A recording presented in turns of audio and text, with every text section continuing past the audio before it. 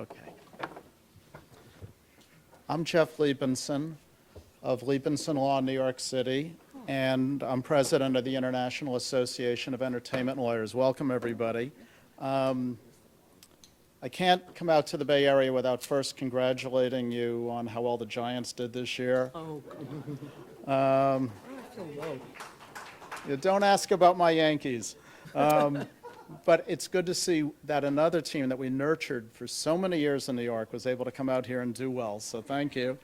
And speaking of great distances, the IAEL has 300 lawyers who are really among the top entertainment lawyers in each of their respective jurisdictions. We meet annually every year at MIDEM, which is an international music conference in Cannes, France.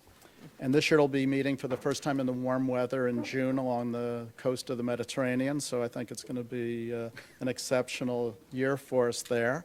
We put on a number of other legal panels and workshops, and we have a very collegial group. And when international issues come up in your practice, it's wonderful to be able to turn to and learn from your colleagues in the IAEL around the world. We also publish an annual book, and this year, there it is.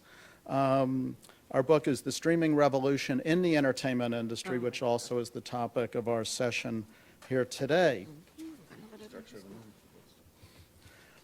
Music streaming and music streaming services have really taken off. In the first 6 months of this year, on-demand streams were up 42%, and there were over 70 billion songs streamed. We're no longer focused on how downloads are supplanting CD sales, but how streaming with its own licensing and royalty issues is replacing downloading and its established revenue model. The challenges in obtaining the necessary rights for streaming and the lower revenues and royalties that it generates on a per stream rather than a per stream basis are forcing a re-examination of where we're going, what are the overall economics, and it's stimulating a debate over whether this is the beginning of a much wider, legitimate ecosystem in which millions of new users will come into the market, or whether it's the beginning of the ultimate degradation of industry economics. In this fast emerging context, our book and today's panel will focus on many of the tough new issues that confront you, whether you're a service provider, an artist, a record label, songwriter, or a music fan. So it's my great pleasure to have a stellar panel here with us today to address this topic. We have immediately to my left Keith Cooper, who worked at Geffen and Atlantic Records. Now in private practice, Keith represents recording artists, songwriters, and others in licensing, advisory, and litigation matters. Keith implemented the inaugural Entertainment Law Initiative for the Recording Academy in Los Angeles, and then he moved here to the Bay Area where he co-founded a video streaming service and recently returned to LA where he manages the office of his firm De La Pena and Holiday. Ty Roberts in the middle is the co-founder and chief strategy officer of Gracenote. Ty produced the industry's first interactive experiences on CD for artists like Brian Eno and David Bowie. I was at BMG when we signed David Bowie, and Bowie found Ty and his exciting new technology. It was my great pleasure to work with Ty while negotiating the unprecedented deal between BMG and Ty's company Ion, which made the release of that interactive Bowie product possible. Ty went on to co-found Gracenote when Ion merged with CDDB. And Gracenote has gone on to become an industry-leading company in its field. Ty currently is charged with developing long-term strategy for the company and identifying new areas for growth now that Gracenote is part of the Tribune Media Company. Deborah Newman started her career at CBS Records in the 70s, where she worked with such artists as Billy Joel, James Taylor, Luther Vandross, Public Enemy, and Wynton Marsalis. So she knows the underlying basics of the business.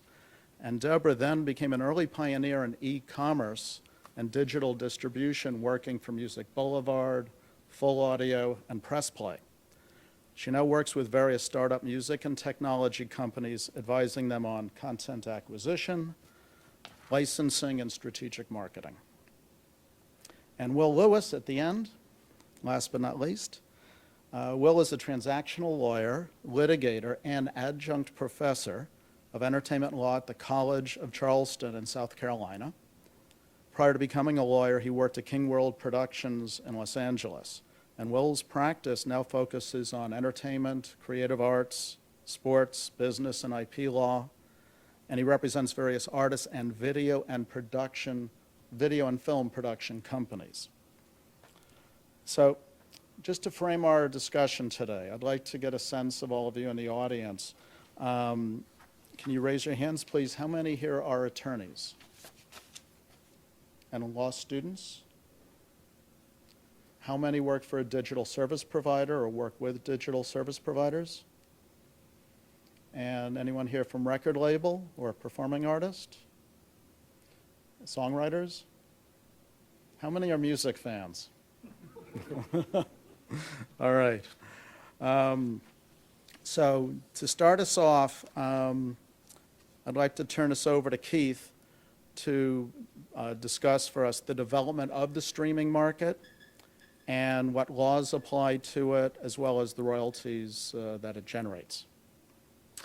Thank you. All right. Well, kind of what I'm gonna cover a little bit is just the general technology that underlies the streaming and the downloading market, followed with the emerging trends with respect to downloading and streaming. And so just basically, I mean, I think probably most of you are familiar with the difference between downloads and streaming, but really the primary difference from distribution of music used to be analog, right? It used to be 45s and 33s and vinyl records, and eventually became, there was a digital market. The physical distribution of CDs remained a digital market. And then really kind of in the late 90s, mid to late 90s to the early, to 2000 period of time, that's when digital distribution started to emerge around that time. So you had, for example, really the game changer in that era really was Napster. And I think most of what we're dealing with today in this era is the emergence of Sean Fanning and Napster. And that was the revolution that we're seeing now. So when we talk about digital distribution, it's broken down into two prime categories. There's the digital downloading, and typically that in this era, that's represented probably most by like iTunes as a digital download.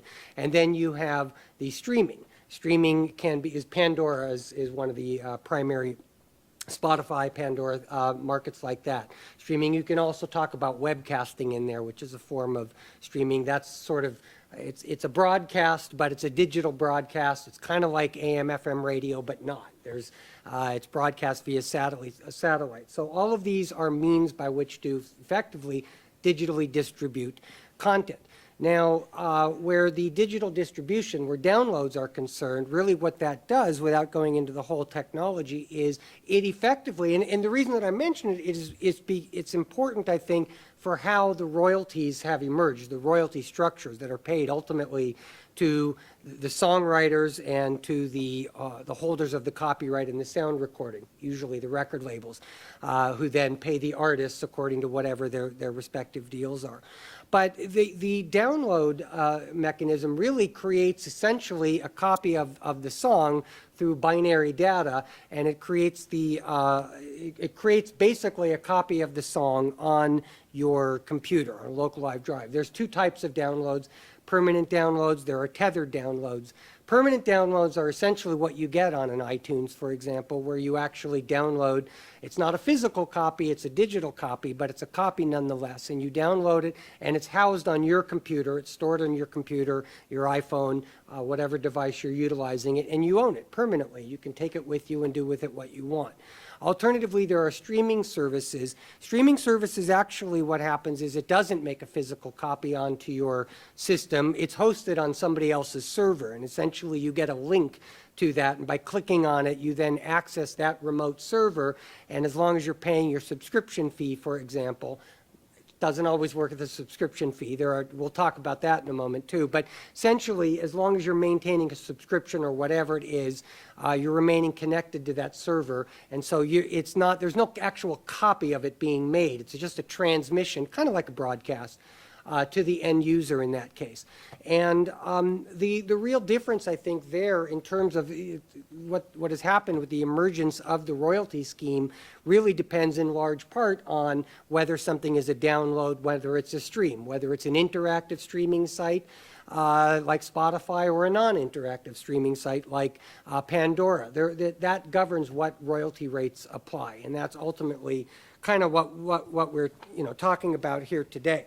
Now, what's happened I think that the overreaching issue or the most important issue here is the reason that I use that 1999 date, the Napster, Sean Fanning date, is in about 1999, at the turn of the millennium, basically, the music industry was roughly a $40 billion music industry, okay, generating about $40 billion in revenue a year.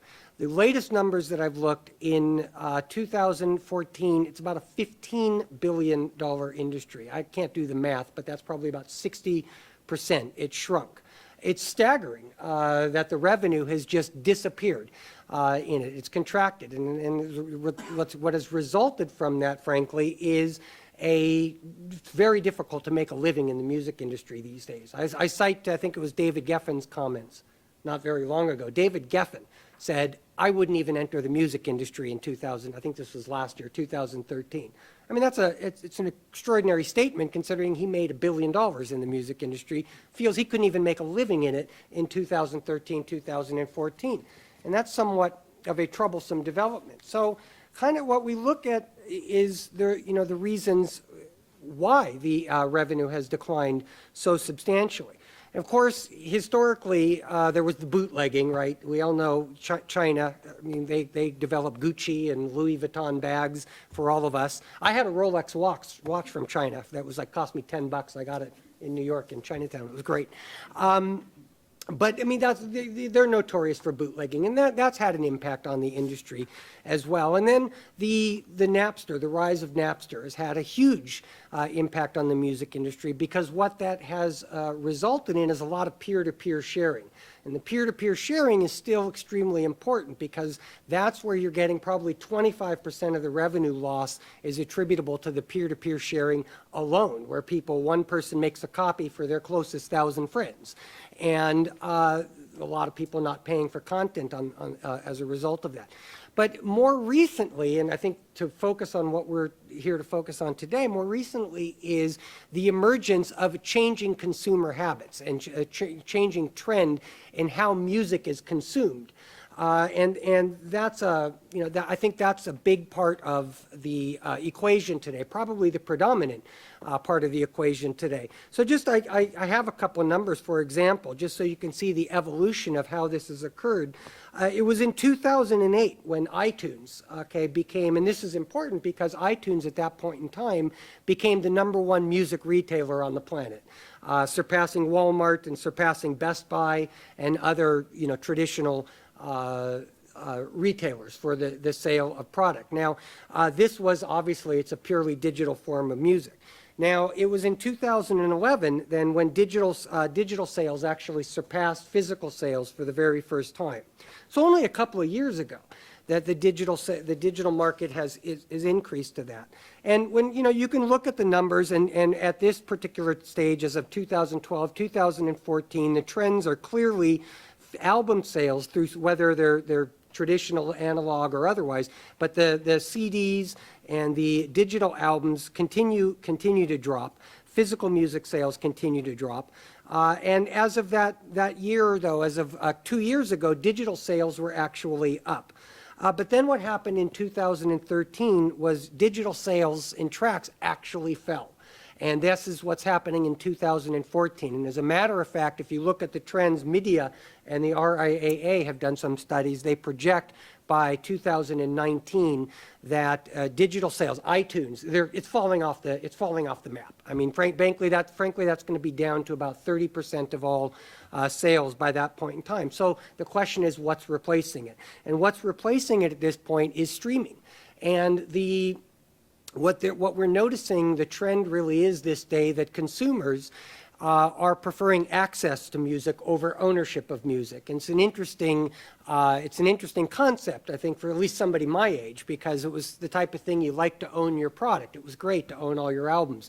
And they're like, now people just don't care. And the reason is because they can stream through Pandora, they can stream through Spotify, they have an interactive source available to them. They can pick their artists or their general genres, and they're able to listen to it. And then there's, of course, YouTube. YouTube actually, I think I heard recently, music on YouTube is roughly about 5% of the overall content on that. 5%. Yet YouTube is probably the biggest distributor of music on the planet today. And guess what? There's hardly any revenue being generated as a result of it. You look at some of the streams there, boy, I think on YouTube, Pharrell's Happy was up around 400 million views the other day. Katy Perry's Dark Horse is around 300 million views on YouTube. This is how consumers are consuming the music in this, that's redundant, but how people are consuming music in this era. And so what some of the studies have focused on is the reasons that underlie that, and one of them is they refer to them as the new consumer group. For those who have been around the music industry, historically, the record-buying public is the 18 to 14-year-old. Let me try that in English. The 18 to 24-year-old market was always the gold standard. That was the predominant record-buying public. Now they're not referred to as that demographic anymore. These are called digital natives. And digital natives, this is what's happening. We're seeing a transition. Digital natives are those that have grown up since 2000, okay, and just before 2000, basically in the digital era. Digital natives are the ones that are they want their music on the go. They want their music to be accessible on any device, any location, anywhere. The smartphone is probably the biggest player of music, I think. Well, it's near. I have some numbers on that, but actually, I think YouTube, it's called the watch habit, is still the primary source of music consumption now for kids of that era. But what's interesting, what's happening now is that we're seeing the digital music is declining, the overall global revenue is declining, and yet, as Jeff mentioned just moments ago, the actual number of streams is skyrocketing. Right now. So while the problem is music consumption is growing and growing and growing, and revenues continue to decline. And that, I think, is at the heart of why we're all assembled here today, is because we have to figure out a way to monetize this. Because as we talk about, if creators are not paid to create, they're not going to create content anymore. And so, what's happening in that arena is very important to examine. So digital now accounts for, I have a couple numbers here, 68% of U.S. revenue is from digital. And I think 41% of that is coming from downloads and 27% from streaming. And so what's happening is that's going to kind of cross in the next couple of years. And as I mentioned, the most popular form of digital music is the watch habit. 57% of people, of the respondents that were interviewed for these surveys, were watching music videos on computers. And so meanwhile, of course, and so the on-demand streaming is increasing, and all of these forms are increasing. Interestingly, by the way, this is a little outdated, but back in the 80s, the 90s, it was very common for artists to have multi-platinum records, right? You've heard double platinum, triple platinum records, these big artists. As of the writing of this article that I'm working on right now, there has only been one actual album that had surpassed the $1 million sales, or the million sales mark, and that was Frozen. Actually, 3 million units it sold. Beyonce was in second place. So real quickly then, I think it's important to know, or important to look at the various royalty rates that have applied. And if you look at, and we can go into later, the main laws and legislations I think that have emerged recently is the Digital Performance Right and Sound Recording Act and the Digital Millennium Copyright Act. These are what have granted performance rights in digital distribution of music.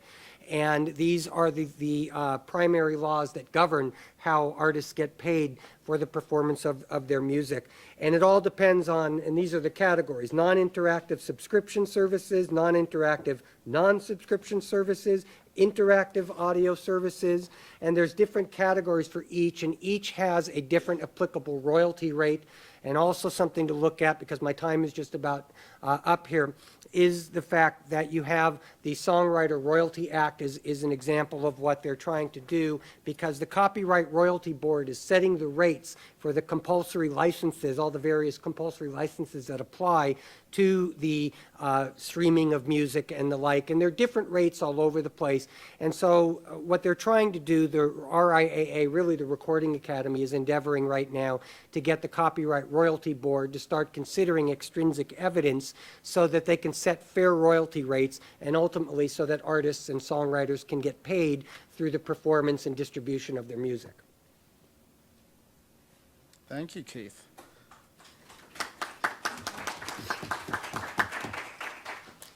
So I'd like to segue to Ty. Ty's been very involved in envisioning the potential for digital radio services. So Ty, what should we be expecting to see in the future? Something exciting, and hopefully something that's actually pleasing. And a lot more, I think, Oh, yeah, but I didn't a lot more personalization. The service will be much more adaptable to your way of music. So we'll see how that talks about. Thank you. Right. There we go. All right, so thanks very much for having me here today. I'm a non-lawyer, so I will not be jumping into legal phrases, but I will tell you a little bit about what I know about these various music services. See if I can figure out the thing I want to talk about. Why am I in the music business? Well, I'm there to help inform you about what music is available and help you find it and discover it and enjoy it. And so the way I do that is my company has a giant database of information on music. You've probably heard the term metadata. So metadata basically describes the music. It's not the music itself. And this business was started back in the 90s. Actually, co-founder Ann Greenberg's over here. And we've gone and created the world's largest catalog of music information in like 160 languages all over the world. We've also got editorial teams that are in all different languages and all different places all over the world, and they put in information, descriptive information about the artist and the albums and actually individual tracks themselves in some cases. And that descriptive information is combined with machine listening technology, if you can imagine that. A computer goes through the song itself and pulls out what it can hear. It's kind of an electronic ear, and it can find the mood of the music and the tempo and some of the instrumentation and derive this information kind of automatically by having the sound flow through it, and that gets stored in our database. We also have a whole separate business in television. I'm not going to get into that, which is our new parent company, Tribune, is a television company, so we've got a huge database of TV information and movie listings and things like that. But I'm going to keep on the music track. So what I want to show here is the shifting consumer needs. So this is really a diagram kind of showing historically how people were finding out about content. And then you can see on the right-hand side today that it's completely different. So the idea was before you actually may have even just gone to a store and walked around and looked at what was in the racks and picked something that was in the front of the store. And there are some digital equivalents of that, but today, because of the social networking that's out there and the great deal of targeted information from blogs and from all kinds of different things and Facebook, and basically consumers have a word of mouth, ear to the ground that's like nothing ever before done. And so trends and things that are happening online and inside some of these social spheres. So it's very important to realize that that's a signal that comes to the different music products, and these products use this information on the social network to figure out what to surface to you. You can see here my McNuggets. Quite a nice article up there. Why are we in the McNugget era of digital radio? Well, because the first services that have digital radio, I'm not going to mention any services here, have a very simplified model for how to sequence the songs. If you have a radio service, it has to kind of, you maybe start with your favorite artist or an actual favorite song, and then there's an engine inside there which kind of starts sequencing the tracks after it, kind of like a DJ. And this information initially was a random number generator. So literally pick the songs almost randomly from your collection or from other sources, and that isn't a very intelligent way to sequence the songs. Luckily, some of these services have metadata, and they can get metadata from my company, or some companies have their own. But the sophistication of the sequencing was really oriented around a few very basic things at first. The first thing was, play me things that I know you'll like so that you don't turn off the streaming service. Okay, so that is not actually great, because that means I can play you things that you're going to like, but it's probably going to be things that you might find boring after a little while. And so one of the challenges that streaming radio has right now is that the playlists are very, very narrow. So if you put Neil Young into service X, you will get exactly what you expect. You will get Crosby, Stills, and Nash. You will get Joni Mitchell. You will get nothing new. You will get things in a very narrow band that, for people who love Neil Young, you won't hear Pearl Jam. That won't go in there, even though they played with Neil Young. And so the reality is that is a challenge right now, which is to introduce into these streaming services a way of promoting new music, which is super important, and a way of promoting more interesting music, because people's taste has to be taught, in a sense. You may start out and think, it tastes really yummy, but then you find out that they're not really that good for you. And in fact, after you eat them for weeks, they really don't taste very good at all. So the question is, how does one expand people's musical knowledge and taste? And these systems need to do this. I used to say that, I think I said, sir, you thought Top 40 Radio was bad. Well, Top 40 Radio actually had intelligent people programming it, and actually had new music going in there all the time, and actually had a promotional mechanism to get tracks played. But these services today, most of them don't have, not all of them have that. And so that's a big challenge. The last part is really the statistics. There are statistics and damn lies. Well, statistics, when you use that, it's like averaging everything to the center. It'd be like, okay, you want jazz? You should get Miles Davis. All right, well, if you didn't know about Miles Davis, I don't need a computer to tell me about that. Instead, how about some new guy, or how about somebody who's up and coming, or a son of a famous jazz musician, or something like that. And so the reality is, the statistical nature of some of these models have a tendency to drive the music, again, to the center, and outliers be damned, in a sense. And even if you're voting thumbs up or thumbs down, that also has some challenges, because what signal does the system take from such a simplistic viewpoint of the world? So this isn't the Roman Colosseum. Do you want to have your music voted up or down? The reality is, you may have just not liked it at that time. You may have just not liked it because it wasn't the mood you were in. You may have not liked the lyrics. You may have had a kid in the car and it wasn't appropriate. But the system doesn't know that.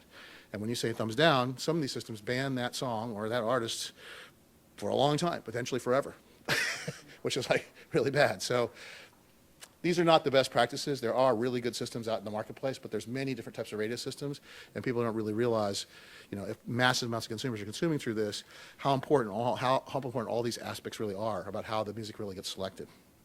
I think the last part down there I want to talk a little about is the idea that people sometimes listen by themselves. That's the idea of the iPhone or the iPod. You have headphones in, but also they listen in their car, and they might have their kids with them, or they might listen in their kitchen. And so the computer is not very good at sensing the presence of other people. It doesn't have eyes. So the reality is that, suddenly it starts seeing you play children's music at, 4 o'clock in the afternoon every day, and it thinks, oh, it's the kind of music you like all the time. So the reality is that this is like Amazon when you buy a baby gift, and forever your baby gifts are showing up in your list.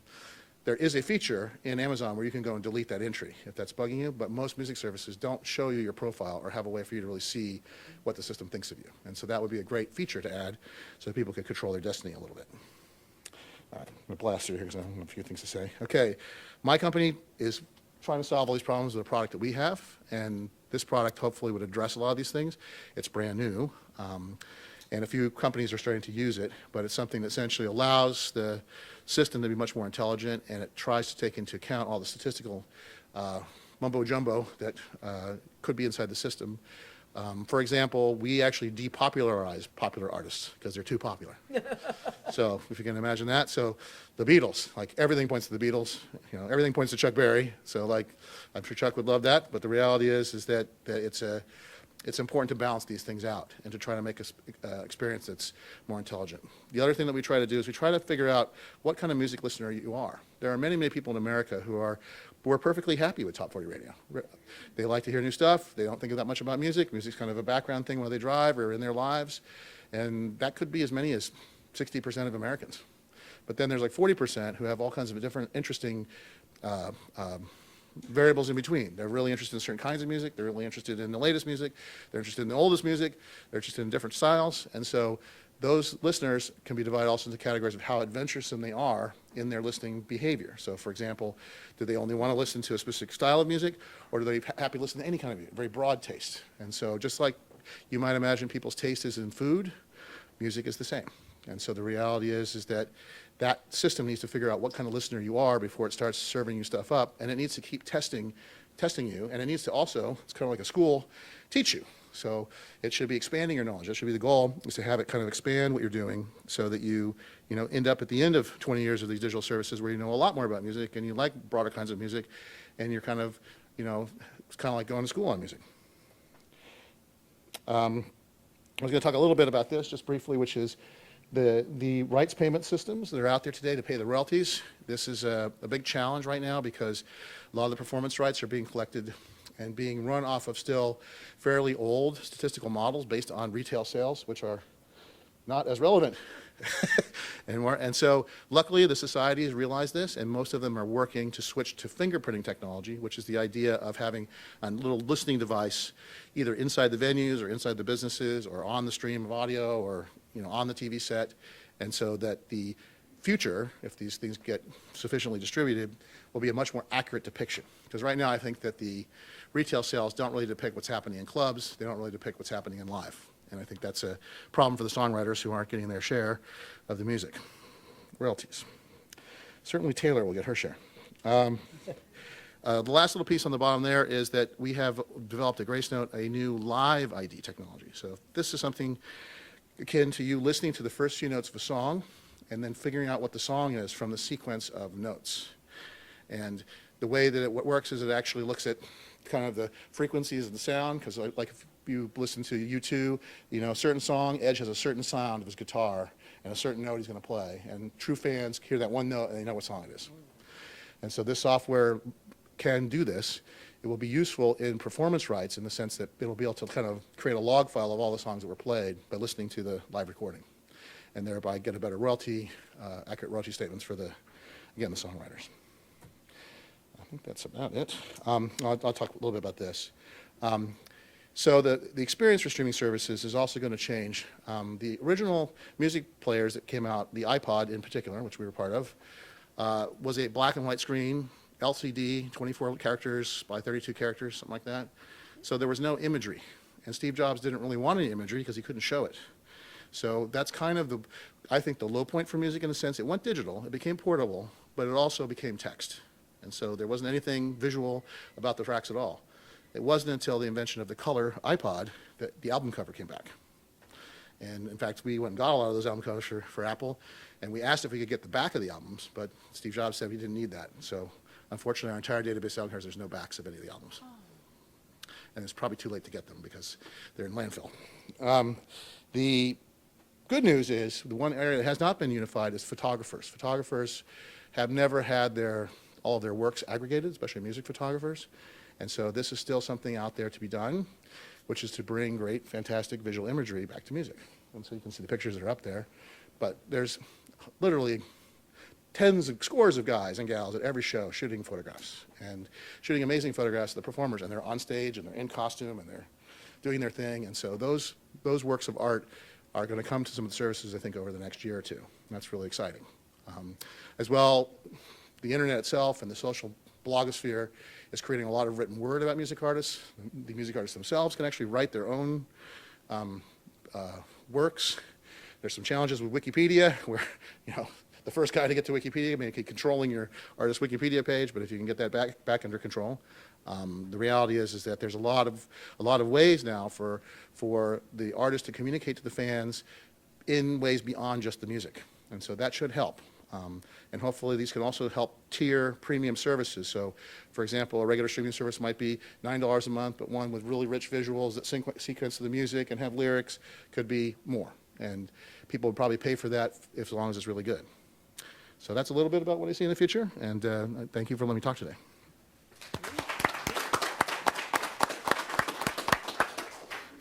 Thank you, Ty.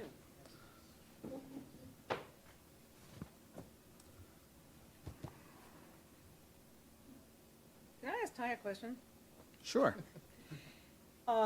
There's so much great stuff in there we were talking about, but as we get better in data and data management and recognition, you know, a big issue on the artist side and certainly the label side and the digital music sides is the fighting against the lack of transparency, not being able to see, you know, where I've been played and how many times I've been played if I'm an artist, not just on the royalty side, but actually on the usage side. Will better data and better recognition lead to more transparency because it'll be more accurate? Absolutely. And there'll be, this has already happened, this used to be, you know, ticketing used to be like this, right? Ticketing's 100% transparent right now, just about. And so the reality is, you know, artists can log in, he can see how many pre-sales he has for his shows, you can even send him messages, you can, so the reality is that data, especially accurate data, you know, will really help that particular problem. And also let people really understand where their fans are and really understand what they're, like, you should be able to do something in the social media network and see an immediate result on service and see what, and the feedback loop should help you think about, you know, what you're doing. Okay, I'm having fun with the PowerPoint. I'm no longer a CTO, so I can't fix that. I should be able to manage this. Here you go. That's You're good, you're good. There we are. No longer are my food dogs. So thank you for that, Ty. The licensing models that are behind that, the licensing models for digital radio services are some of the most controversial issues in the streaming world today. And Deborah's here to help discuss the current lay of the land on that for us. Thank you, Jeff. Is this even on? No. Okay, I don't have to worry about talking into it. First of all, I actually, thank you, this is a great opportunity, but I want to sort of pick up and continue where you left off a little bit with just some history. Let's use one of the mics that works for the film. For the video. Testing. That definitely works. Okay. Oh, there's a video. Oh, yeah, I didn't sign up, at least.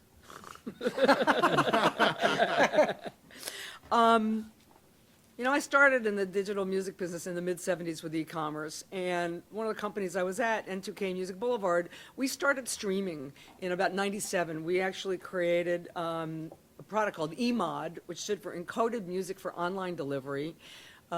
We had an experiment with David Bowie where we had an unreleased track and we released it in every possible format you can imagine, including WAV files and A2B, you know, which was a Bell Labs project. And at that time, streaming was about 14.4 megabits per second, and it took about 20 minutes to download a song.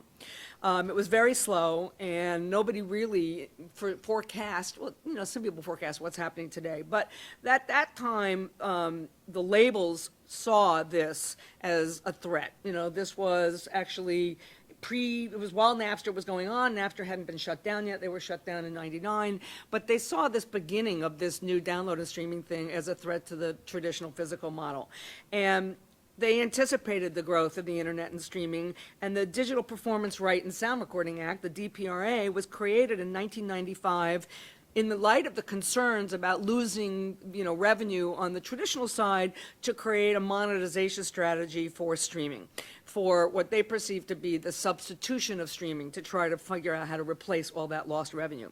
So the DPRA in '95 gave sound recording copyright holders, basically labels, an exclusive but very narrow right to perform sound recordings via a digital transmission. And that narrow meant it was only for digital, did not extend to terrestrial radio, which is why today the terrestrial radio stations, AM, FM broadcast stations, do not pay anything for the right to use the sound recording. They pay a small fee for the composition side, which goes to the writer of the song, but they don't pay anything for the right to use the recording. And that was because of this sort of mutually symbiotic relationship between radio and the record business, where radio was the promotional vehicle for which, if you got your artist on the radio, you sold a lot of records. So people would go to Tower Records or Walmart or wherever it was and buy a record because they heard it on the radio. That is still the case, but it's for a very small number of artists these days. I mean, the number of records that radio plays is much, much smaller. But record companies got the right now to start making money from the digital transmission. And the DPRA became an amendment to the Copyright Act, which granted this public performance right. And actually subsequent to that was a case called the Bonneville case that held that the terrestrial stations that were simulcast or retransmitted over the internet also had to pay royalties. They were not exempt from the DPRA. The DPRA actually created, out of the DPRA, SoundExchange, which is an organization that represents the labels and administers, collects, and distributes the royalty payments from non-interactive services, which is primarily what I'm going to talk about. The DPRA allows SoundExchange to collect monies for services that are not the Spotifys of the world, where you can click a song and it plays when it's on demand, that pays for the services that were supposed to basically be radio and that were limited by law under the DMCA from the functionality of those services in order to not cross this blurry line between what is interactive and non-interactive. So the DMCA was created in '98. It determined how the royalties that were established by the Digital Performing Rights Act would be calculated and distributed. And these limitations, which now have become the bane of most startups' life in terms of trying to create a service that falls under these restrictions, is become an artifact of a time that was 10 years ago. So in the DMCA, which is basically Section 114, codified in the Copyright Act as Section 114, the sound recording performance complement is a limit of how many songs you can play by any artist back to back in a 3-hour period on a particular channel. You can't have more than three different selections of a sound recording from any one phono record or a CD or album. No more than 2 such selections can be transmitted consecutively. I mean, it's this crazy algorithmic programming that you have to create in whatever services like Rhythm do when they're driving DMCA compliant radio, and it's irrelevant. The whole idea was, God forbid, in the old days, a radio station would say, the new Bruce Springsteen album is in, 6 o'clock, turn on your cassette machines, record it, you can play, we're going to play the whole thing, back to back. And this notion of the piracy and the cannibalization of sales kind of moved over into digital by creating these artificial limitations that truly are artificial. One of the things that DMCA compliant, as they're called, services have as a limitation, which turns out not to actually be in the law, but has evolved as what's called a course of dealing, is the limit on the number of times you can skip. So if you're on Pandora and you don't like a song and you skip it, and then you don't like the next one and you skip it, you'll get to 6 skips and you won't have any more skips. So does that make it interactive or non-interactive? It's kind of crazy, that we still have these distinctions. So there is a lot going on in the discussion about copyright reform in terms of, should there still be these 2 rights, the interactive and the non-interactive, or should it be one overall royalty that you pay that somehow is divvied up in some way based on the way that the music is used? These are, I'm not going to solve these problems, obviously, but these are ongoing kind of conversations. I want to talk about SoundExchange because these services, these DMCA compliant services, basically operate under a statute where they don't have to go directly to the copyright owner, the content owner, the record company to negotiate a deal. They can go to, at least right now, things are changing, they can go to several entities that will grant them all the rights that they need under blanket licenses for both the sound recording and the composition. On the sound recording, it's SoundExchange, and there's a process for a streaming service to get a license. They file what's called a notice of use with the Copyright Office, which is in DC. They evaluate the various categories under SoundExchange, which are set by this Copyright Royalty Board when the negotiations take place every 5 years, which we're in the middle of now. So what category applies to them, under what rate they best fit. They have to consider a bunch of factors, what kind of service they are, a pure play, a webcaster. It's all very technical in the law, and you have to go back and look and really read it and understand it, or hire a lawyer to help you do that if you're a digital music service. By They the have, way, hiring the lawyer, always the best option. they have to deal with projections of their usage data, how many people are going to use it and how often and how, much, projections of revenue, reporting and payments. They have to have data on what songs are played to report. So either they're keeping logs or whoever is providing the music through to the user. It could be a third party, an intermediary, like a 7 Digital or a MediaNet. There's some people from 7 Digital here. That will have the back-end reporting on what's actually being delivered, and these reports will go to SoundExchange so that they can pay out the artists. And the way that money is distributed this is different than the way it works in the traditional record business or even in the on-demand business like Spotify, is in the interactive world, the money gets paid to the label, and the label pays the artist, and that pay the artist based on their contractual royalty rate. So one of the things you hear is a lot of people complaining about the royalties, and Spotify's paying artists such low royalties. Well, Spotify's paying a huge percentage of their revenue to content owners, labels, and publishers, and the money that they get is based on their deal. So one, if they have a shitty deal, pardon my French, with a label, they're going to get, a 15% royalty based on net minus a bunch of deductions that are holdovers from old recording contracts, and they're going to end up with $1.69 for their 100,000, plays or whatever. Don't quote me on those numbers. SoundExchange, however, pays directly to artists, to the performer, the featured artist who is the performer, and the artist has to sign up with SoundExchange when they release the record, whether it's a major label artist or a DIY artist or an independent artist. They get directly off the top 45% of every dollar, 45 cents. 5 cents of that dollar goes into a pool, which is an AF of M after pool that compensates background singers and side musicians who never make any money from the sale of the record. They're generally paid off as a work for hire in the studio when they make the record. Now they actually get to share in some ancillary revenue. And 50% of it goes to the record company, the owner of the master recording, or if the artist owns his own masters, it'll go to the artist, in which case the artist could get 95% and get their artist share and their label share. On the compositions, the songs that are being performed, whether or not the featured artist is the songwriter or whether or not they're performing somebody else's song, a cover song, as of today, also being, a lot of disruption going on, there are 3 organizations, the PROs, or performing rights organizations, that basically represent all the music that's commercially released on the composition side.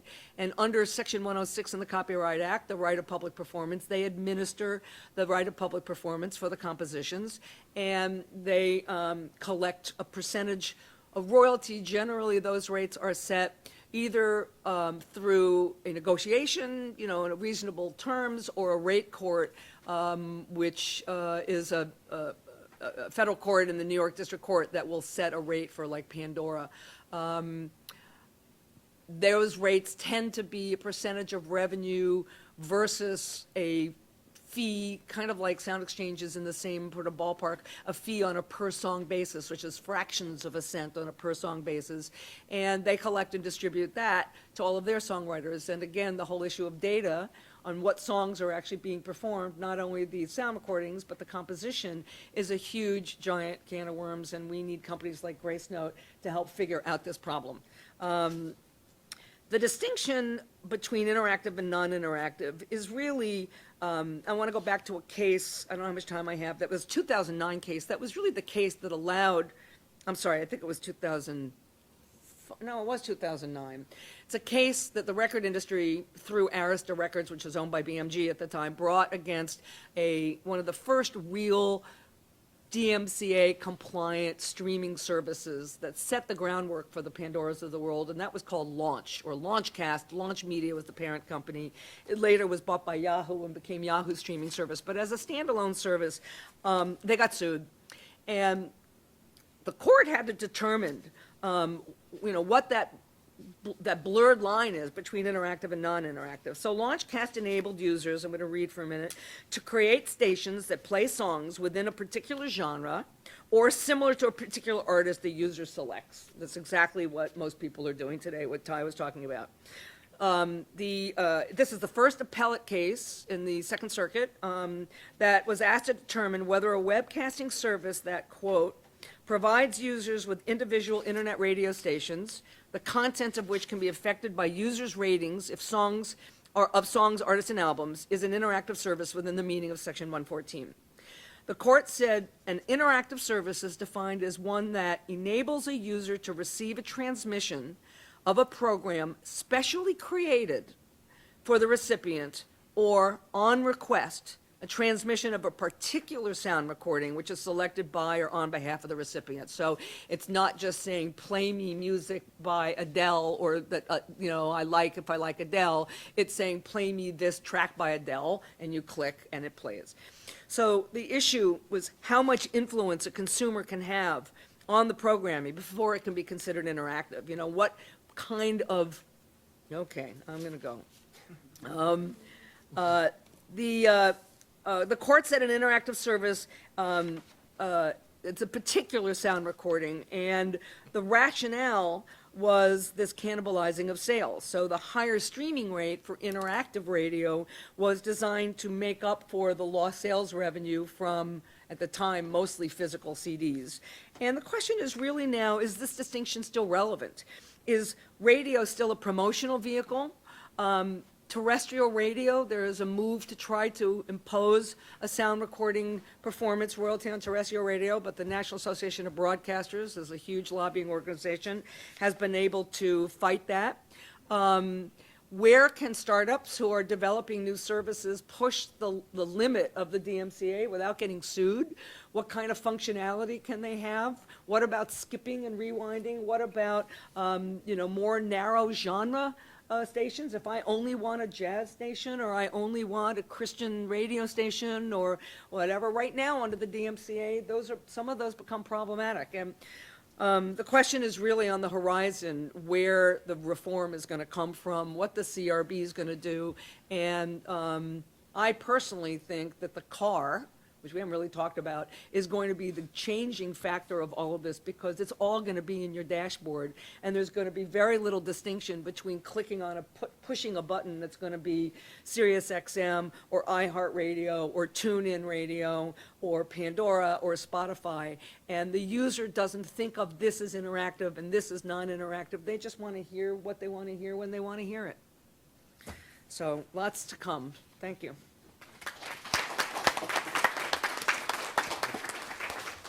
Thanks, Deb. Technology now permits the streaming of live concerts in a manner that was never before possible. Will's been very involved in this, and we'd appreciate your filling us in on the legal aspects of streaming live shows. Oh, here. I think that's the live one. Sorry.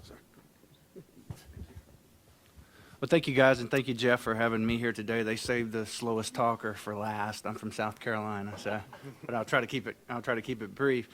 As a side note to this overall topic, I've been practicing law for 20 years. Most of that has been in litigation, but it's only been in the past 5 years that I finally decided, rather than beat myself over the head and take my guitar and a jar and sit on the sidewalk and busk for money, that I'd opened my own law practice focusing specifically on entertainment law, and it was the greatest thing that I ever did, and it's been absolutely fantastic, merging two things, that one thing I can do and one thing I love. The reason I tell you that is it was about 5 years ago I got in touch with a buddy of mine, Edwin McCain. I don't know if anybody's ever heard of him, but we went to college together. I contacted Edwin and I said, I'm getting ready to do this full time. I've had enough of artists asking me all the time for free legal advice in the entertainment world. I'm going to start getting paid for it. What should I focus on? Because this guy travels 300 days out of the year touring all over the place. He said, digital streaming, learn everything you can about it, because that's where everything's going. I said, okay. So I tried my best, and now here we are 5 years later, and I'm across the country speaking to you guys on digital streaming, but from the live standpoint. I represent, coming from a secondary market, which South Carolina is, I'm also licensed in New York and in Tennessee for the Nashville connection. Coming from a secondary market, I can't focus on one specific thing. So I represent book publishers, models, writers, visual artists, but my biggest clients are video production companies and a video distribution company, both out of New York. One of the companies that'll be the basis for what I talk about today, for the most part, is a company called Front and Center that airs on PBS. Front and Center broadcast. We go into New York, and we also work in affiliation with the CMAs in Nashville to film live concerts, and then we sell those concerts or license them to PBS to broadcast live on television. We're in our fourth season right now, finishing up our 5th season right now. We also have a series that's really cool that's going to be starting in January on PBS called Speakeasy, and I talked a little bit about that with some folks earlier. And that's where we have some legendary artists choose who he or she wants to interview them in a speakeasy environment. It's at the McKittrick Hotel in the Meatpacking District in New York.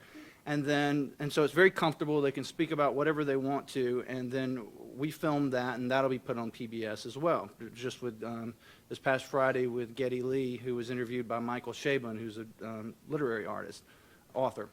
The first episode of that will be coming out in January, and that'll be Roger Waters from Pink Floyd fame. We also had Harry Belafonte interview Carlos Santana a couple of weeks ago, and that was way out there, so you got to see that episode. But where are we now? I do all of the negotiating on the front end with the artists, the venues, the labels, because typically this day and age the artists have 360 deals. Are people familiar with the 360 deal? Now that you can't make money just off of records, the label takes a piece of everything for the most part, including from live performances. So we have to negotiate with them, with the label as well. Typical contract negotiations, usually involving splitting of revenue, getting the proper licenses, who's going to be responsible for getting the proper licenses, and sponsorship money, which is huge this day and age. How does this tie into what we're talking about today? We have a pretty good product that we're putting out there that's caught a lot of people's attention, and so we have gotten a lot of different entities coming to us wanting to live stream the things that we're producing. Begs the question of what legal issues do we need to deal with when it comes to live streaming of these concerts? Because if you're not live streaming, you can fudge a little bit on the front end, and get the licenses after the fact that you need before you go out and produce it and before you finalize the production and put it on television. If you're live streaming, you better make damn sure you've gotten those licenses before you start live streaming across the world, or else you're violating someone's copyright, and it's a pretty large audience. I'll give you some statistics that I pulled up. But actually, first of all, I'll back up and say, just this past year, Live Nation and Yahoo joined together to create an entity, Yahoo Live, I think it's called, where they're providing free concerts 365 days a year. If anybody is a fan of the string cheese incident out of Colorado, they'll be performing tomorrow on Yahoo Live. But that's been a big deal. I'm sorry? Is it tonight? Okay, well, there you go. The model is this, and it's a lot of it's very much the way that it works for us and what we're doing. The artists in those situations typically are not getting paid anything to do what they're doing. It goes back to the old adage of, oh, this is the free publicity for you. That's the consideration that's required in a contract. But it really is. And I hate this. I am a musician myself, so I'm a little hesitant to be talking about lack of monetization on the front end for the artist. But it really is the case. When I started working for Front and Center, I started wondering, how are we getting Counting Crows and Train and Buddy Guy to come in and do this for free? And it's because of the fact of the way the market has gone with Napster and all, is that they're looking for all kinds of ways to focus people into their live concerts, to come watch them, and to come buy their merchandise. And that's one of the outlets that we provide, is for them to do that. What happens when we start, what is the issue with live streaming? With Yahoo and Live Nation, the big issue comes down to splitting up. Where do they get their revenues from? Advertising. That's where everything is in the concert production now, is advertising revenue. And getting sponsors to come in. What we do is we'll have a large sponsor come into our concerts, and it will be kind of an attaboy or attaperson for the people that have been a member of a loyal customer of their card company or whatever, and they come into these concerts and get to watch a great concert as a result of being a good customer. We take the money that we get from the sponsors and we produce the concert. What do you need when you start talking about live streaming? You need primarily a public performance license. We talked a little bit about the different PROs, CSAC, ASCAP, and BMI are the three primary. Where does this come from? It comes from Title 17 USC Section 106, primarily subsection 4 on the exclusive public performance rights that a copyright holder has. It also ties into subsection 6, which is relatively new, which is the public performance right for a sound recording when it's done digitally. Well, streaming is digital, so it raises the issue of do you have to deal with the sound recording? That is any specific instance that I'll get to. What is a public performance? Public performance is defined in 17101. To perform or to, and is familiar with the Aereo case that just came out by the U.S. Supreme Court. Big fight over these very provisions right here, but it's very applicable to what we're talking about with live streaming. Is live streaming a public performance? If Aereo is a public performance, live streaming in general is a public performance, trust me. But anyway, the definition, to transmit or otherwise communicate a performance or display of a work to the public by means of any device or process, whether the members of the public capable of receiving the performance or display receive it in the same place or in separate places, and at the same time or at different times. So where do you get this public performance right? You can, if you're a startup company or if you've got a website and you just want to be able to start engaging in live concerts, the three PROs have now started to create licenses that are specific to this, or at least capture this live streaming. They've had licenses for when you have archived material and you want to show that on your website.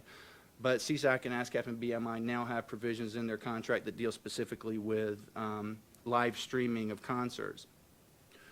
If you go beyond just the live streaming, and you start to archive that material on your website or what have you, then you get into the issue of you've reproduced something, and if you're redistributing, you've got to get more than that. You've got to get a synchronization license. Where do you go to get a synchronization license? You have to go directly to the owner of the underlying musical composition. The PROs don't give you that license. You have to go to typically the publisher or whoever owns that musical composition. A master license. Do you think you need a master license in this instance? And that the master license typically comes from the owner of the master recording, which in the traditional sense would be a record label who has negotiated with the artist to own the copyrights to the master recording. What is an example of that? One thing I was thinking about, and I was talking to Jeff a little bit about it earlier, was one of my favorite bands in the world to see. My favorite band in the world to see live is a band out of Louisiana called Cowboy Mouth. If you ever get a chance to go see these guys, unbelievable. But they always start their concert out by playing a recording of Sweet Caroline. And then Fred LeBlanc comes out and starts wailing on the drums. What if you do a live stream of that? Or the ska band Less Than Jake comes out and has this beginning, this pre-recorded. You want to capture that, because if you don't capture it, you're not capturing the essence of these bands. Well, you're now live streaming pre-recorded, a sound recording, and you're doing it digitally, which implicates subsection 6 of 106 of Title 17. So you have to keep that in mind when those little issues come up. Also, if you go beyond non-dramatic works, opera, and sometimes it can get a little fuzzy, but anything that's non-dramatic and you want to stream that, you're going to have to go directly to the publisher, because the PROs don't grant licenses for public performance of non-dramatic works. What are some of the limitations and the difficulties related to getting the licenses for live streaming?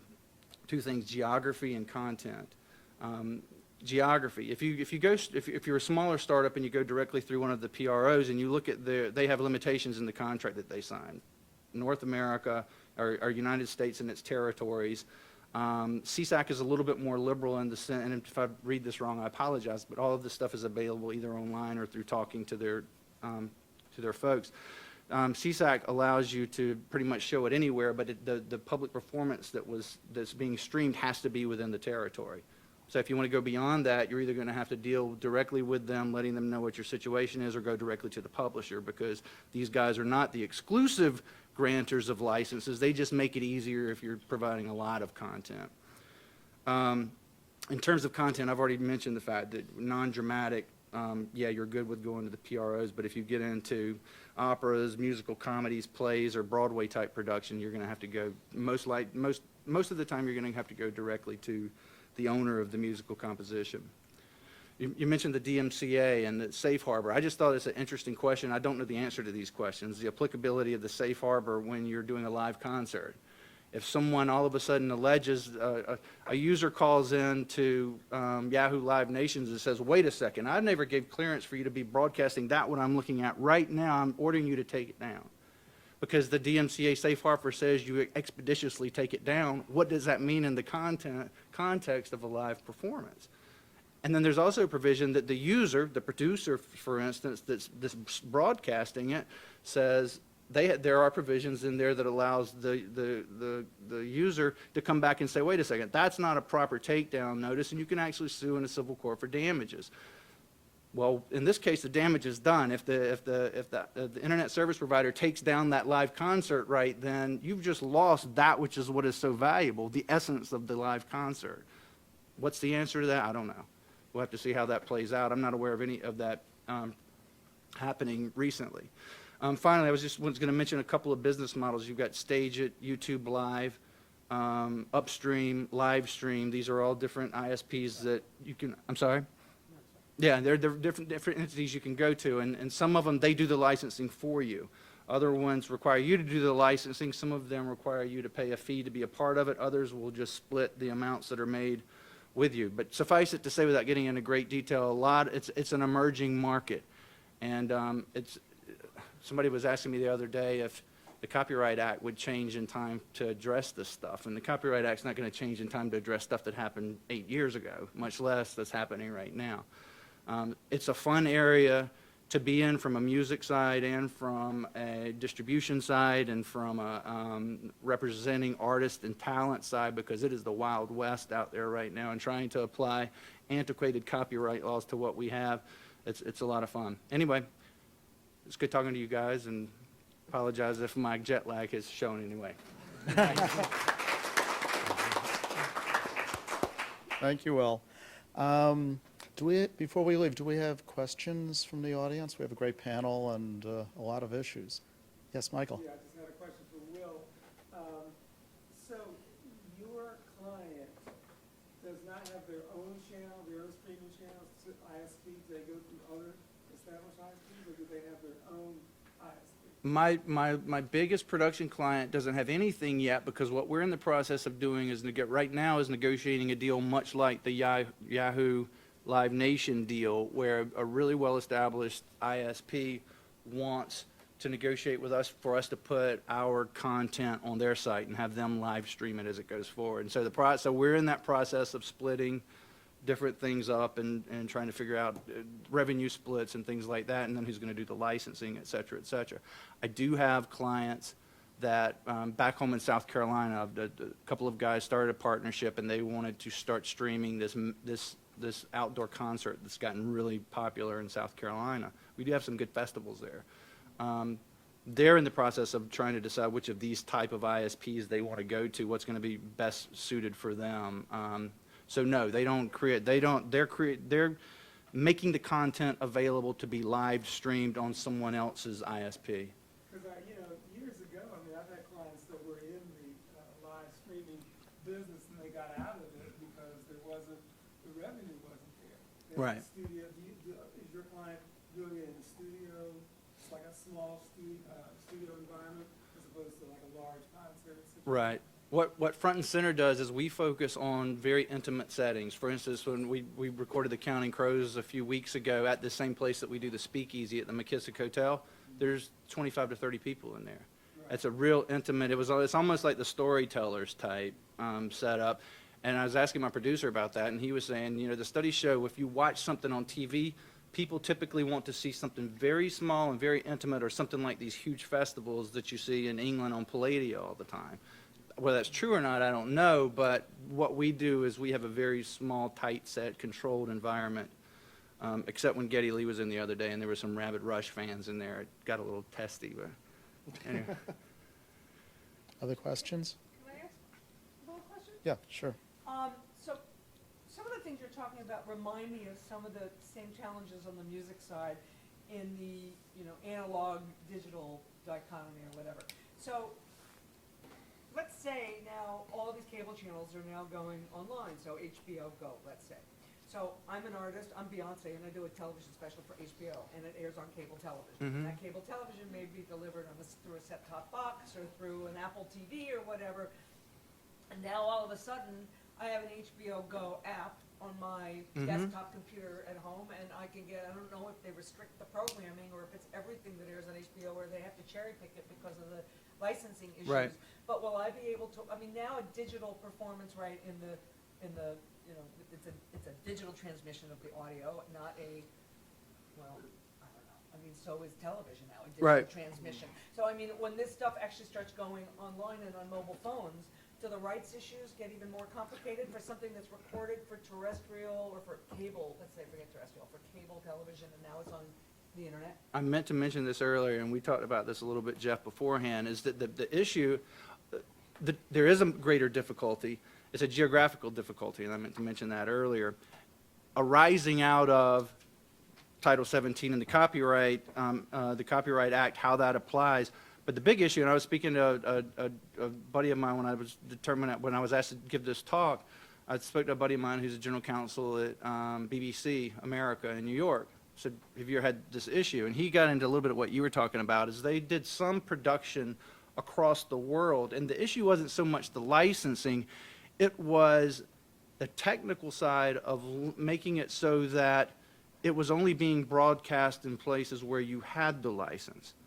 Geocaching, or I forget exactly what I'm Geofencing. no techno on that, but that was the big issue, was, you know, getting the license. You can't, it's just physically impossible to get a license everywhere, but you could conceivably broadcast everywhere. So creating that broadcast within the geographical limits of where you are actually have the licenses, that's the big issue. And then when you get into apps and you get into cable productions going into streaming online, all those types of things come into play. Anybody? Ned?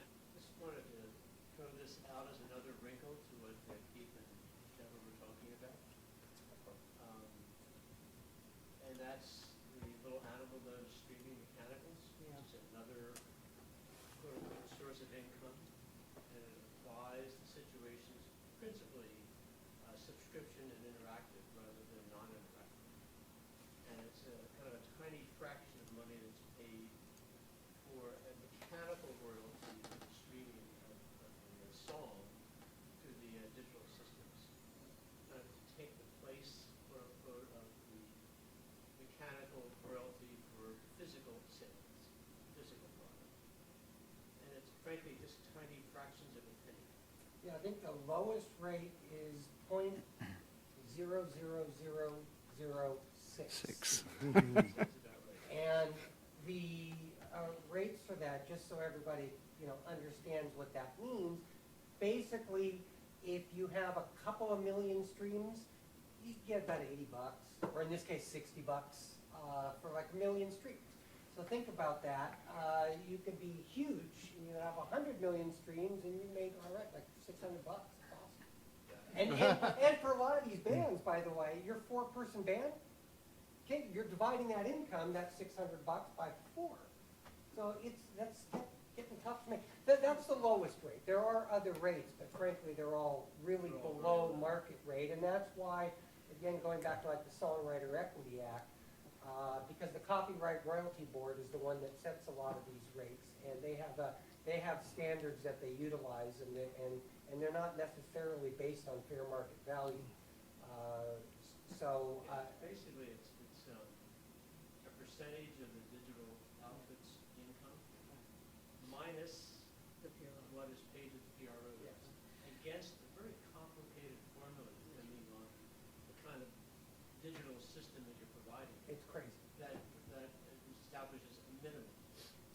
But just to point it home, my wife gets checks from HFA, principally for Spotify licenses, and we get the compulsory notices. And past couple of years, she's gotten checks for 8 cents, 12 cents, 25 cents, much more than the cost of processing it. Can I? A week ago, she got a check for $2.10. Whoa, you're a success. That's huge. I just want to make a comment about some of the things that are going on in the chaos of the discussions about licensing reform and the publishing side. So some people know a bit about this. The performing rights organizations, the 3 PROs, there had been a move, which is still very controversial and in discussion, of publishers trying to withdraw their streaming rights, only streaming rights, digital streaming rights, from the PROs. And this started actually 2011 with EMI withdrawing from Sony, and there's been a whole cavalcade of events. And they want to be able to negotiate directly to get more money, and the courts, both for ASCAP and BMI, said, no, you can't do that. You either have to leave it all in or take it all out. And this has been actually going on. So now the Department of Justice is actually doing a review of the consent decrees under which ASCAP and BMI operate from 1941, which are old documents, but they restrict and they govern the ways that ASCAP and BMI. CSAC is not under a consent decree. It's a private company. It's a little bit different. But part of that review is the PROs asking for more, to be able to do more things. So the PROs want to be able to administer mechanicals. Harry Fox wants to be able to administer performance licenses. And at the end of the day, this is where I go back to the blurred lines in many countries, like let's say in the UK, the organization that collects mechanicals and the organization that collected performance royalties merged. And so when you pay MCPS, PRS, or whatever it's called, alphabet soup, you pay a rate, and there's an internal, and I don't know how that works, honestly, allocation between what they consider to be the mechanical and the performance, but you don't have to go pay, Harry Fox with notice of, it's a much, in a way, simpler process. And I personally think if I, had any druthers, that we would go in that direction, because right now, first of all, that statutory mechanical rate is a disaster. And if the PROs do a good job of negotiating, then the mechanical, like you said, is reduced. But yet having to go to both performing organizations and Mechanical Rights Administration doesn't make sense either. So it's, we'll see what the DOJ says about the PROs, whether or not they want to expand their, their administration, what they can do, or whether or not they want to contract it or keep it like it is. It's going to be very interesting. I'd like to ask a question to try to bring it back up to 30,000 feet. And this is along the lines of where is this all heading? And there was a study recently that there were a significant number of digital music consumers that would buy on average 2 to 3 album downloads a week. So we're talking $20 to $30 a month. I'm sorry, not a week, per month. And many of these people are switching now to streaming services. So they're going from $20 to $30 a month to $9.95 a month, which is a dramatic reduction in overall industry revenue. In the context of this, we also have some of the big streaming services. iTunes has been reportedly requesting the right to do a $5 a month service rather than $9.95. Spotify just came out with a family plan where the first member of the family group pays the $9.95, but each of up to 5 family members would pay increasingly lower amounts per month in order to stream. So there's a downward pricing pressure, and the industry is losing a lot of revenue in this transition from downloading to streaming.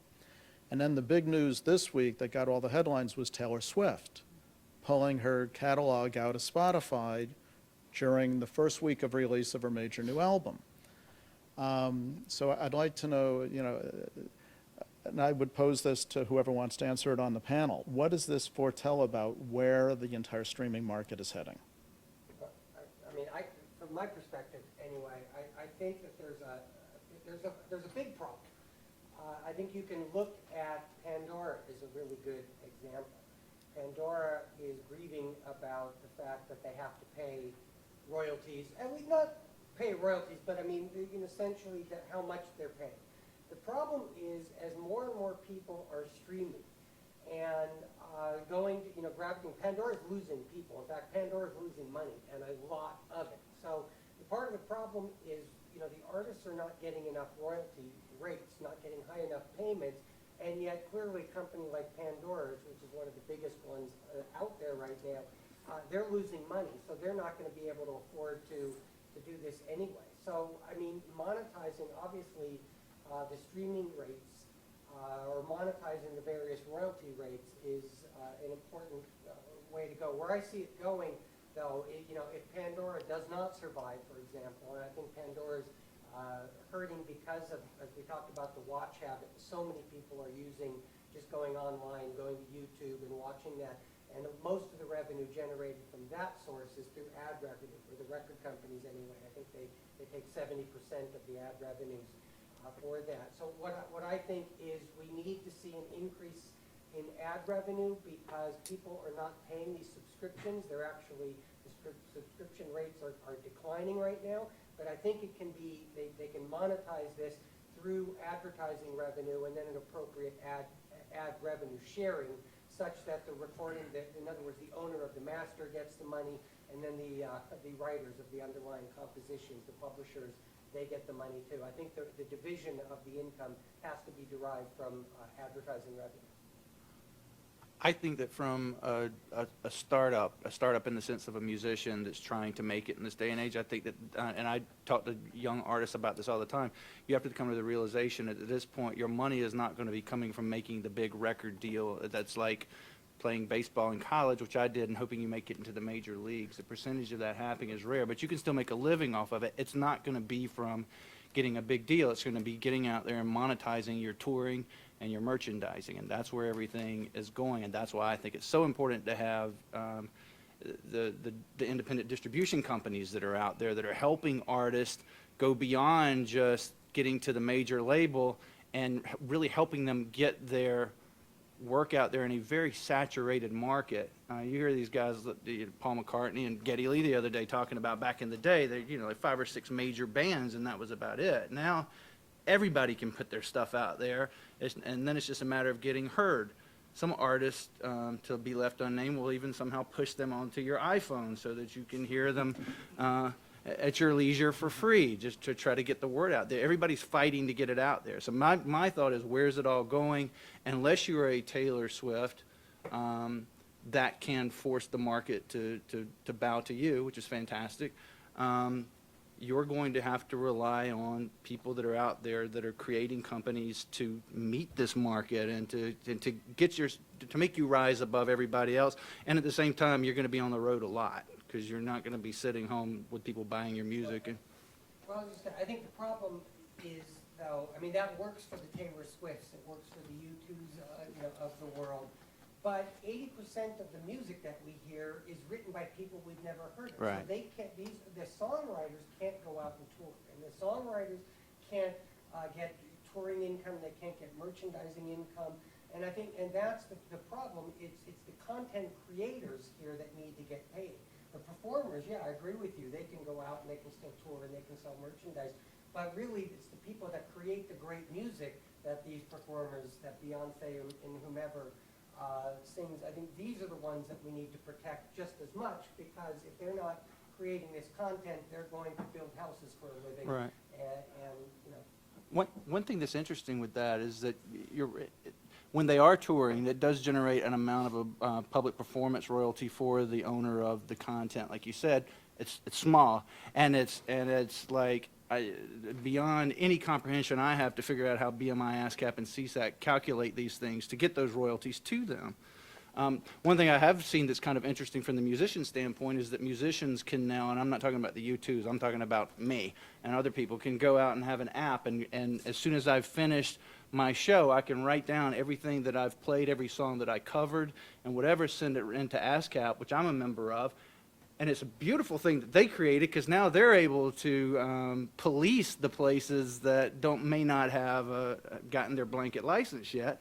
But by the same token, it is some way in this digital world to start properly capturing those royalties that need to go to the rightful owners. But as you're talking about, it's minuscule, but it's something as we move forward, trying to figure out how to balance this thing out. There's a really interesting company called TuneSat. I don't know if you guys know who the company is. And they collect royalties for music and television or movies that appear on television. And they monitor 400 channels in real time. And the guy who founded that's a very interesting musician. He went and took a bunch of music. He basically created a free music site and said, give me music, production music, and we'll make it 100% free for TV people. Put on the site. And he really did that as bait to get TV people to put the music up onto the television. So those songs then went, and then he had all the tracking information, and he was his own record company and his own publisher. So he could measure the efficiency of the system. It was not very efficient. That's awesome. So it was a really smart guy. I met him in New York Founders. Fantastic. Here's one other, I'm sorry. Oh, Go I ahead. just want to comment on Sure. Jeff's comment about the pricing issue. We're really at the beginning of this. I mean, the number of people based on the population of music users in the United States that pay for money for music, $9.95 a month, is a fraction. It's very small. I think the tension is between trying to grow that audience at a rapid pace to accelerate, to scale up to massive usage, and the desire to lower the rate, which may not be a permanent thing, may be a way to get people in to test it and try it, or to convert people who are doing free listening on Spotify, to convert them to pay, because right now that conversion rate is very low, and the money that comes in from the free version is a lot less than the money that comes in from the $9.99 a month. But to try to broaden the base and expand and scale this whole business to a massive degree, and then, this is one hypothesis, obviously, and then begin to increase the prices. Sirius has 26 million paid subscribers who pay something like $15 a month for the regular version. I think it's more for like an enhanced version. And so there definitely are people who are willing to pay.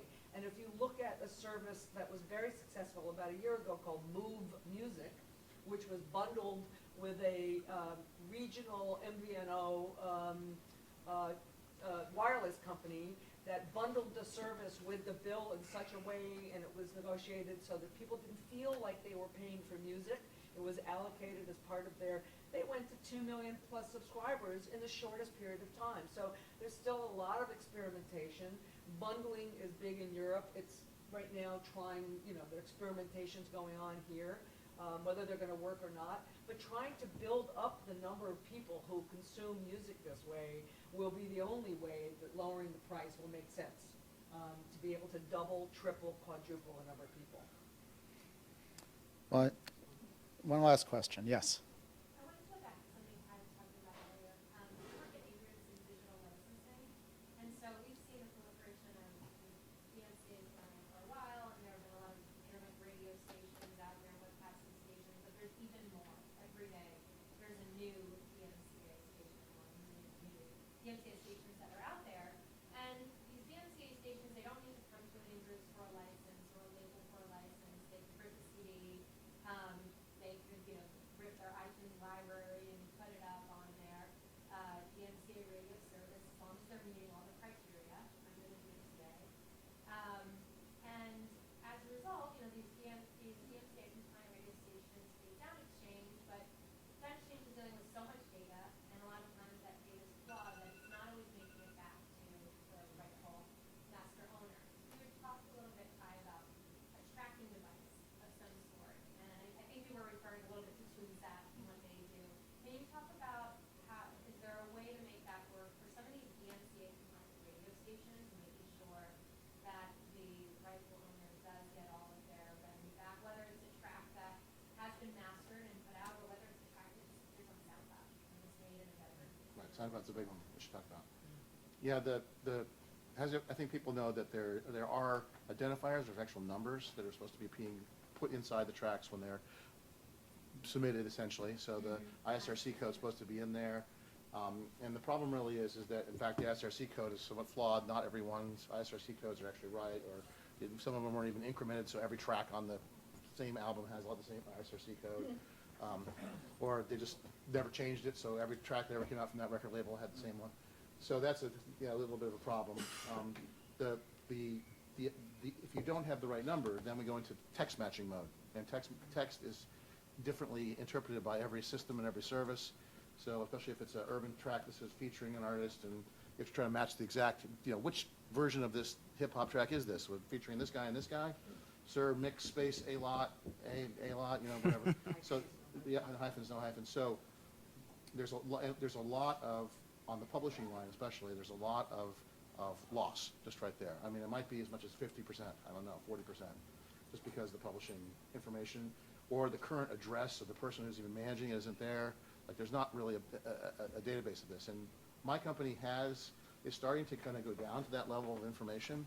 It's really the companies who have some of the best information about that right now are the societies, but the information is not shared globally because they keep this as kind of an asset of their company. And then as well, the people who have lyrics actually have some pretty interesting songwriting information. And some of the people who pay for television have interesting information, but it's not all unified. And so there were many projects in the record industry. They tried to get together to create such a unified database, but they failed because they weren't being set up as a business that could actually make any money. And also people in the business didn't want to cooperate with each other. And so there's you know, if we didn't have enough problems, those are some of the problems that are there. You know, so I do feel in the future, this technology, like I'm mentioning, in performance world, in some pieces of the world will come together. Like right now, I do believe that there's new technologies to get you paid in television. I think it's working pretty well.